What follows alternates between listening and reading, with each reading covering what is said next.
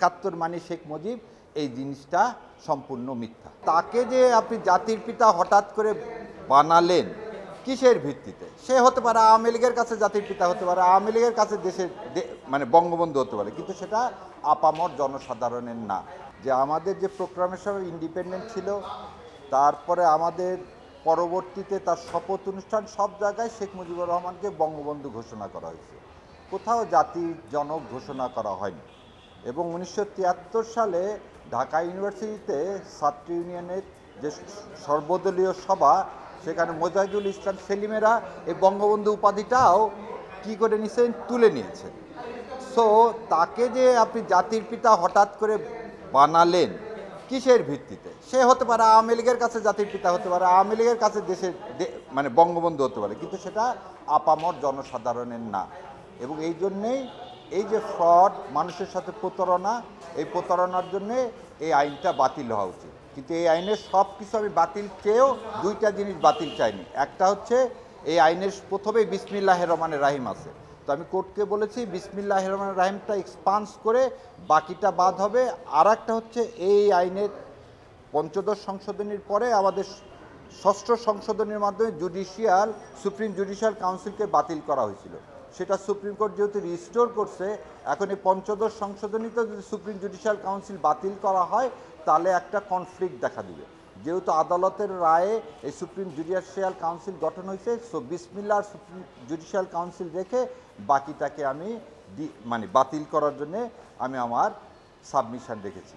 আল্লাহর ইচ্ছা ইনশাল্লাহ মনে হয় হয়ে যাবে। বাকি আমিরুল ইসলাম সাহেব ড্রাফট করছে। আমি নাম্বার ওয়ান।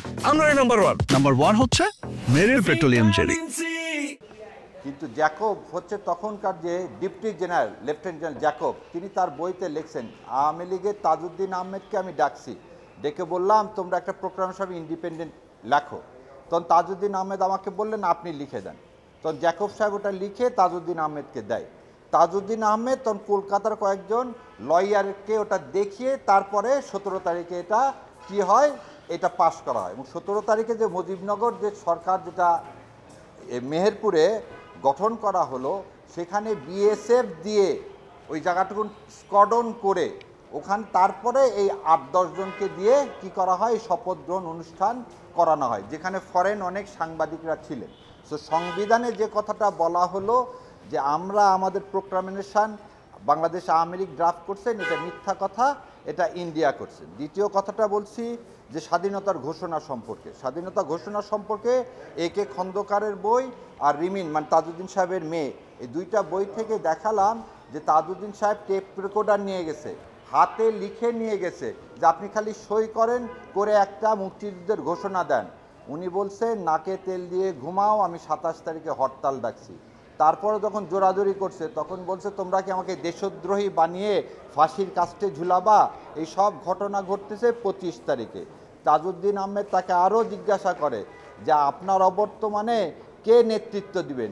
শেখ মুজিবও সেটা বলে না, এবং তাজউদ্দিন আহমেদ খুব কষ্ট পায় যখন দেখে শেখ সাহেবের ওয়াইফ সুটকেসে সব কিছু গুছাইয়ে দিচ্ছে।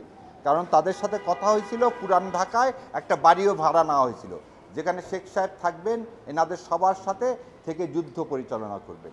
সো এই যে 7ই মার্চের যে ভাষণ দিয়েছে, ভাষণ যদি কারোর কাছে রেকর্ড থাকে দেখবেন উনি জয় বাংলা জয় পাকিস্তান বলছিলেন। আমাদের কনস্টিটিউশনে জয় পাকিস্তান কথাটা নাই। সো এই যে মিথ্যাচার ইতিহাস নিয়ে এগুলো আমি সব ডকুমেন্ট দেখিয়ে কোর্টকে বললাম যে এই কনস্টিটিউশন মানে সংবিধানের মাধ্যমেও মানুষকে এই ইতিহাসকে এমন করে দেওয়া হচ্ছে যে এখানে আর কারো কোনো অবদান নাই। তাজউদ্দিন থেকে শুরু করে, শেরে বাংলা থেকে শুরু করে, সরওয়ার্দী থেকে শুরু করে, মৌলানা ভাসানী থেকে শুরু করে, আতাউর রহমান থেকে শুরু করে কারো কোনো অবদান নেই। এক অবদান মুক্তিযুদ্ধ মানে শেখ মুজিব। সেখানে আমি ভালো করে বারবার বলছি শেখ মুজিবুর সাহেবের অবদান আছেন, কিন্তু সে অবদানটা কি সেটা ইতিহাস মূল্যায়ন করুক। কিন্তু এই যেভাবে তাকে নবীর জায়গায় নিয়ে যাওয়া হচ্ছে, মানে 71 মানে শেখ মুজিব, এই জিনিসটা সম্পূর্ণ মিথ্যা।